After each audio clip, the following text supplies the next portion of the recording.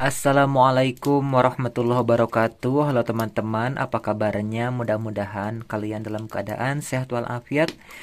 Ketemu lagi di channel YouTube Novel Megadewi. Sekarang kita akan teruskan kembali novel yang berjudul Hajatan Tetangga karya Bintang Kejora. Namun sebelum cerita ini saya teruskan, saya mau minta maaf kepada teman-teman semua. Mungkin nanti suara yang teman-teman dengar ada bunyi peletek-peletek. Ya, itu karena saya merekam suara ini sambil merebus air. Oke teman-teman, supaya tidak berlama-lama, mari kita lanjutkan ceritanya. Bab 5. Suami Langka. Suami tidur siang di dalam rumah. Ini untuk yang pertama kali suami tidur siang. Selama ini dia anti dengan yang namanya tidur siang. Kalau lagi libur dia berkebun di belakang rumah. Aneh memang, akan tetapi itulah suamiku. Akhir-akhir ini memang selalu ada untuk yang pertama kali. Pertama kali beli perhiasan, pertama kali makan di luar. Bukan karena suami anti makan atau anti penyedap rasa. Bukan, akan tetapi begitulah. Kami hidup dalam kesederhanaan. Kalaupun aku pengen bakso, paling suami beli yang sudah dibungkus. Makannya di rumah. Aku masih duduk di bangku kayu depan rumah. HP jadul terus kupantengi. Mana tahu Pak Abdul telepon balik. Ada motor besar berhenti depan rumah. Seorang pria turun dari motor tersebut. Aku kenal pria itu. Pak Lubis, pengacara yang pernah datang ke rumah. "Selamat pagi, Bu," kata Pak Lubis seraya menyalamiku. "Pagi juga, Pak. Suami saya lagi tidur. Bentar ku bangunin ya," kataku lalu berdiri. "Tak usah, Bu. Aku justru mau bicara dengan Ibu," kata Pak Lubis lalu duduk di sampingku. "Ada perlu apa, Pak?" "Begini, Bu. Pak Subur itu tampaknya polos dan sok suci. Itu berbahaya, Bu.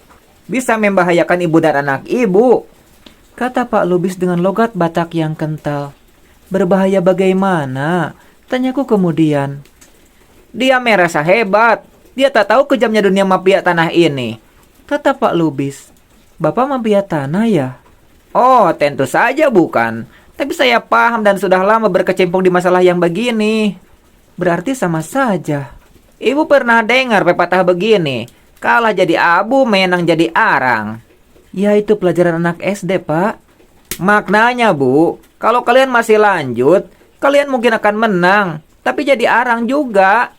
"Ya, daripada jadi abu." "Ya, tapi kan ada pilihan lain. Tak perlu ada pembakaran. Tak ada yang jadi abu, tak ada yang jadi arang. Semua menang." "Maksudnya?" "Bujuk Pak Subur. Dia pasti menurut. Ingat pepatah di belakang lelaki sukses ada wanita yang hebat. Ya, kamu wanita hebat itu.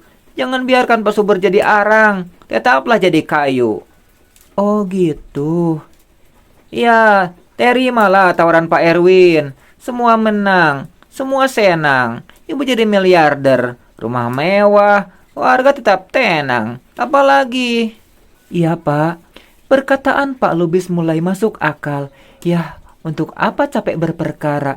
Risikonya besar. Ini saja rumah sudah diobrak-abrik orang. Dapat 10%, dapat rumah mewah. "Aku pamit dulu ya, Bu. Ingat, Ibu wanita hebat," kata Pak Lubis seraya naik motor besarnya. Sepeninggalnya aku mulai merenung. Daripada capek berperkara memang lebih baik dapat 10% saja. 1 miliar sudah cukup untuk biaya hidup. 1 miliar sudah cukup untuk biaya seumur hidup. Aku akan jadi ibu sosialita. Bu Bondan dan gengnya akan pingsan bila rumahku sudah gedung.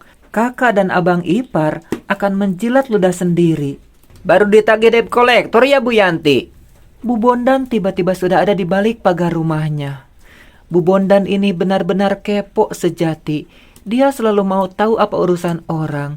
Pak Lubis pun dia kira debt kolektor.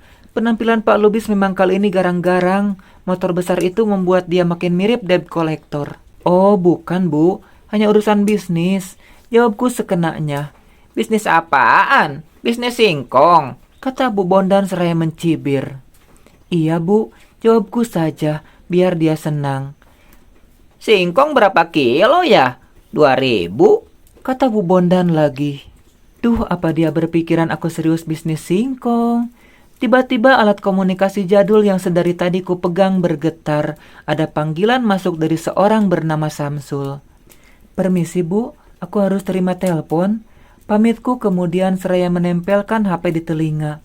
"Assalamualaikum," sapaku. "Waalaikumsalam. Bisa bicara dengan Pak Subur?" katanya dari seberang telepon. Suaranya seperti suara wanita. "Pak Suburnya sedang tidur. Dengan siapa ya?" tanyaku heran. Tentu saja aku heran. Suami tak punya saudara perempuan, teman kerjanya juga semua laki-laki. Dan seumur hidup belum pernah ku dengar suami teleponan dengan wanita. "Saya Elsa, pengacara. Tempo hari kami bicara dengan Pak Subur," kata wanita itu. "Elsa Syarif?" "Oh, bukan. Saya Elsa Siregar." "Siapa, mah?" Ternyata suami sudah bangun. "Ini dari Elsa," katanya. Jawabku seraya menyerahkan HP ke suami. Suami lalu masuk rumah kembali sambil bicara. "Gak usah khawatir, Bu. Suami kerek kayak gitu gak akan digondol pelakor." Ya Tuhan, ternyata Bu Bondan masih berdiri di situ menguping. Dasar kepo sejati. Aku masuk rumah, ternyata suami sudah selesai bertelpon dengan si Elsa itu. "Pah, dari sekian banyak pengacara, kenapa harus pengacara wanita, Pah? Gak ada yang laki-laki lagi kah?" tanyaku pada suami. Suami malah tertawa, lalu mencubit pipiku pelan. Apa maksudnya ini? Suami kok tiba-tiba romantis? "Papa mandi dulu ya sayang," kata suami terus mencium keningku dan menyambar handuk yang sedari tadi kupergunakan menutup kepala. Wah, sayang-sayangan pula itu. Ada yang tidak beres ini. Jangan-jangan suami jatuh cinta lagi. "Mau kemana, Pak?" tanyaku begitu dia siap mandi. "Mau bertemu Elsa, Mah." "Urusan apa, Pak?" "Urusan tanah inilah, Mah." "Oh, aku ikut, Pak." "Ya udah, cepetan, mandi sana." Aku segera mandi. Aku ingin sekali bertemu dengan Elsa ini. Kenapa suami begitu semangat bertemu dengannya? Mungkin ada udang di balik batu, atau bisa juga aku yang cemburu. Kalah jadi abu, menang jadi arang, kataku ketika kami jalan. Suami membonceng naik motor baru kami. "Ngomong apaan sih, Mah?" tanya suami seraya menatapku di kaca spion. "Itulah yang terjadi, Pak, bila kita bersikeras. Apalagi sewa pengacara segala," kataku kemudian. "Mama makin aneh saja bicaranya." "Papa yang aneh, pengacara pun mesti perempuan." "Cie-cie, cemburu si Mama."